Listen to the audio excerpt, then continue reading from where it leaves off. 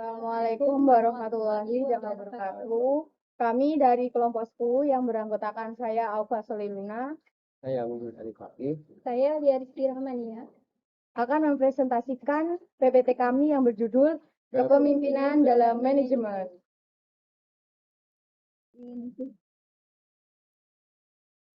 Oke, jadi penting nggak sih kepemimpinan itu? Jawabannya adalah penting, karena pemimpin memiliki peran yang penting dalam sebuah organisasi ataupun kelompok untuk mengarahkan dan mempengaruhi para bawahannya ataupun anggotanya. Dengan adanya orang yang mengatur dan mengarahkan suatu organisasi atau kelompok, niscaya organisasi atau kelompok tersebut dapat mencapai tujuan sesuai dengan visi dan misinya.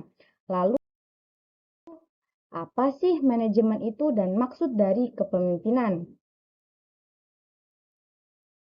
Secara etimologi atau bahasa, kata manajemen diambil dari bahasa Prancis kuno, yaitu manajemen, yang artinya adalah sebuah seni dalam mengatur dan melaksanakan.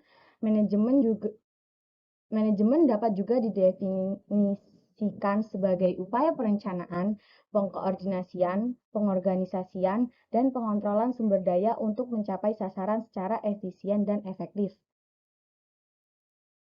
Lalu, menurut istilah, kepemimpinan adalah kemampuan atau kesiapan yang dimiliki oleh seseorang yang dapat mempengaruhi, mendorong, mengajak, menuntun, menggerakkan, dan kalau perlu memaksa orang lain agar ia menerima pengaruh tersebut. Selanjutnya, berbuat sesuatu yang dapat membantu mencapai suatu maksud atau tujuan. Apa saja sih ciri-ciri sifat atau karakter serta tugas dari pemimpin? Yang pertama yaitu ciri-ciri yang harus dimiliki seorang pemimpin. Yang pertama yaitu energi. Pemimpin harus sehat dalam keadaan mental maupun fisik. Yang kedua yaitu stabilitas emosi.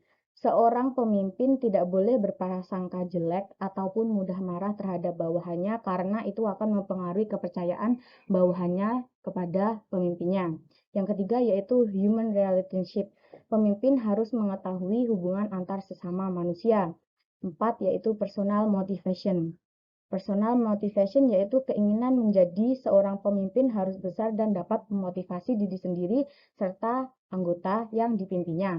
Yang kelima yaitu communication skill. Communication skill yaitu pemimpin harus dapat berbicara di depan umum maupun di depan para anggotanya. Yang keenam yaitu teaching skill. Seorang pemimpin harus mempunyai skill mengajar karena pemimpin akan mengatur bawahannya dan anggotanya untuk menuju suatu tujuan sebuah organisasi ataupun kelompok. Yang ketujuh yaitu social skill. Social skill yaitu mempunyai keahlian di bidang sosial. Ia suka menolong, suka membantu, dan memiliki rasa empati yang tinggi. Dan yang terakhir yaitu technical kompeten. Technical kompeten yaitu mempunyai kecakapan menganalisis, merencanakan, mengorganisasi, mendelegasikan wewenang, menyusun konsep, dan mengambil keputusan. Lalu, sifat-sifat seorang pemimpin. Yang pertama yaitu niat berkhidmat kepada Allah Subhanahu wa taala dan organisasi. Dan kedua, adil, setia, dan ikhlas berkorban serta pantang menyerah. Ketiga, penuh energi dan inisiatif juga gemar beraktivitas. Keempat, tidak emosional, simpatik, sopan, dan fleksibel. Kelima, cakap, banyak akal, terampil, komunikatif, dan terbuka. Dan yang terakhir adalah tidak mudah menunda-nunda pekerjaan dan selalu siap mental untuk jatuh dan tumbuh lagi. Selanjutnya, saya akan melanjutkan presentasi materi dari teman saya sebelumnya. Oke, kita menuju ke pertanyaan selanjutnya. Sifat atau karakter yang senantiasa harus dijadikan suatu pedoman atau dasar itu meliputi apa saja sih? Nah, di sini kami mengambil sifat-sifat Rasul. 4 sifat Rasul. Yang pertama, siddiq. Siddiq yang berarti benar dalam keyakinan, ucapan, dan tindakan. Yang kedua, amanah. Amanah diartikan sebagai terpercaya dalam keyakinan, ucapan, dan tindakan. Yang ketiga, tabligh. Tabligh diartikan sebagai penyampai dalam keyakinan, ucapan, dan tindakan.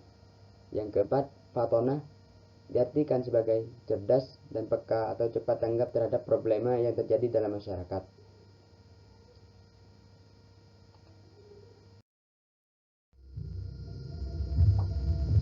Oke, selanjutnya kita akan membahas tugas-tugas seorang pemimpin.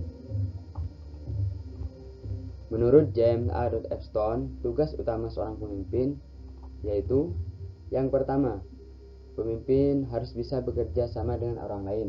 Maksudnya, pemimpin harus bisa bekerja sama dengan baik sesama teman sekerja, sesama staf, sesama atasan lain dalam organisasi, sebaik seperti yang di luar organisasi. Yang kedua, pemimpin ada sebagai penanggung jawab dan mempertanggungjawabkan.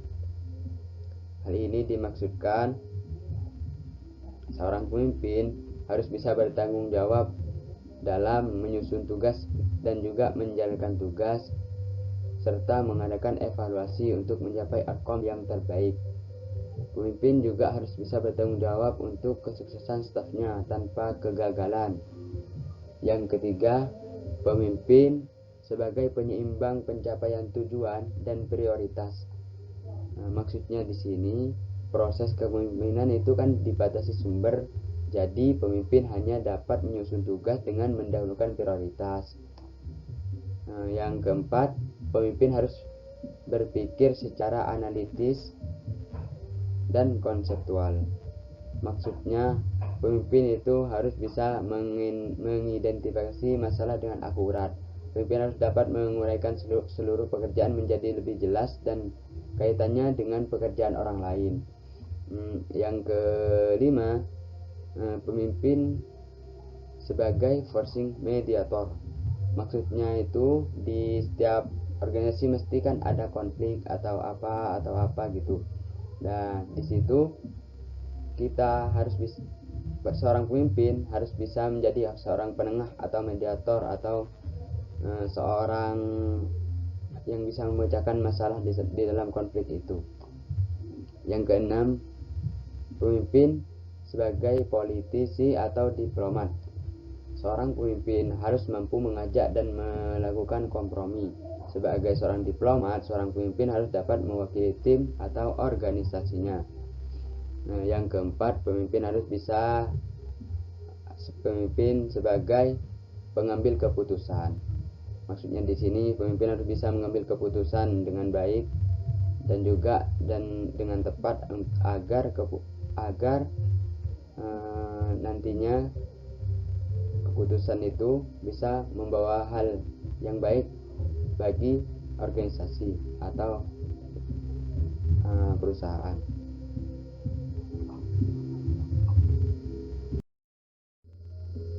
Nah, selanjutnya kita akan membahas apa saja sih syarat-syarat kepemimpinan.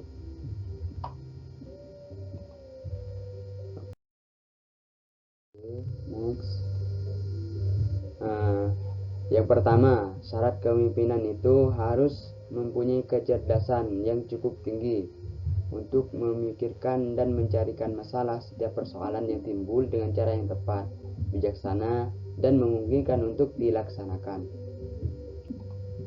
Yang kedua, syaratnya harus mempunyai emosi yang stabil, tidak mudah diombang-ambingkan oleh suasana yang senantiasa berganti-ganti, dan dapat memisahkan antara persoalan pribadi, rumah tangga, dan organisasi.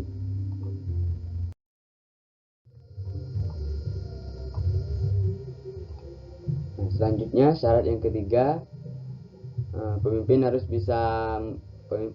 mempunyai kepandaian dalam menghadapi manusia dan mampu membuat bawahannya merasa betah, senang, dan puas dalam bekerja. Yang keempat, syarat keempat, harus mempunyai keahlian untuk mengorganisir dan menggerakkan bawahannya secara bijaksana dan mempunyai keterampilan manajemen.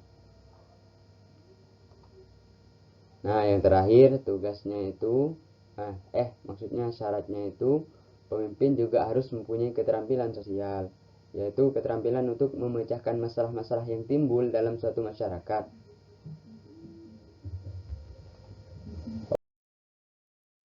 Oke, saya akan melanjutkan materi mengenai kepemimpinan dalam manajemen. Apa saja tipe-tipe kepemimpinan? Tipe-tipe kepemimpinan. Tipe-tipe kepemimpinan ada 4. Yang pertama ada otoriter. Pemimpin yang otoriter adalah pemimpin yang tidak bisa mendengarkan, menerima pendapat, kritik, dan saran dari orang lain atau bawahannya. Biasanya mereka hanya mendengarkan apa yang menurut ia baik dan orang lain harus menyesuaikannya. Sehingga pendekatan yang terjadi antara pemimpin dan bawahannya itu terjadi secara terpaksa.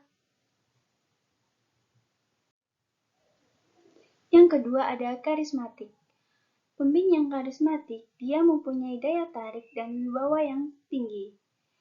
Dia bisa menarik simpati dan empati orang lain untuk menarik perhatiannya atau mempengaruhinya.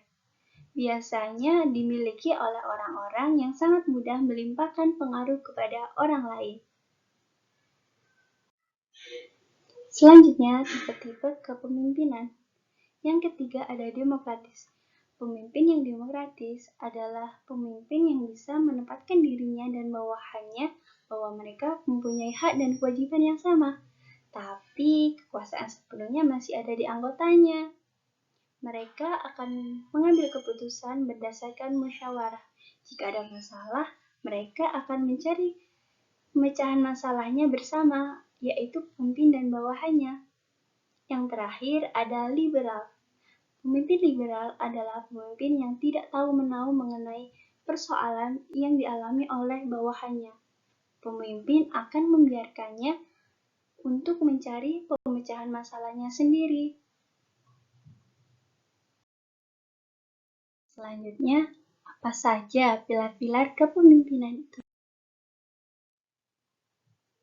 Pilar-pilar kepemimpinan. Yang pertama, pemimpin yang memiliki kejelasan tentang hasil akhir yang diinginkan atau outcome, kemampuan menetapkan atau menciptakan tujuan hasil akhir atau tujuan kedepannya. Perumpamaannya, sebuah perusahaan adalah kereta api, di mana pemimpin adalah lokomotif dan bawahannya adalah gerbongnya. Sehingga pemimpin sebagai pemegang kendali atas bawahannya dapat membawa bawahannya untuk mencapai tujuan akhir yang baik dari sebuah perusahaan. Yang kedua, pemimpin yang memiliki perilaku fleksibel, behavior flexibility. Guna mencapai hasil akhir yang diinginkan, seorang pemimpin membutuhkan fleksibilitas. Hal ini disebabkan karena terkadang komunikasi maupun strategi atau misi yang digunakan untuk mencapai hasil akhir yang diinginkan tidak bekerja sesuai yang diinginkan. Responsif terhadap strategi terbaik untuk mencapai hasil akhir yang baik itu sangatlah penting, sehingga untuk mencapai hasil akhir yang diinginkan, seorang pemimpin perlu menyusun strategi yang terbaru untuk mencapai tujuannya. Selanjutnya, ada pemimpin yang peka terhadap perubahan melalui akuitas sensori atau sensory acuity. Seorang pemimpin harus memiliki kepekaan yang tinggi terhadap perubahan yang terjadi selama masa kepemimpinannya. Pemimpin sebagai role model harus mampu memilah mana yang menjadi prioritas maupun bukan prioritas dalam mencapai tujuannya. Seorang pemimpin harus bisa peka dan adaptif terhadap setiap perubahan, karena terkadang juga diperlukan perubahan dalam skala kecil atau besar untuk mencapai tujuan yang akan dicapai. Yang terakhir ada pemimpin yang mampu meningkatkan kualitas hubungan yang baik. Seorang pemimpin harus memiliki kemampuan menjalin komunikasi yang baik. Seperti yang kita tahu, komunikasi adalah perantara penyampaian informasi. Oleh karena itu, komunikasi yang baik sangatlah diperlukan karena untuk menyelaraskan maksud dan tujuan bersama sehingga menciptakan tim yang kuat. Dengan begitu akan menjadikan kita hubungan yang baik antar sesama.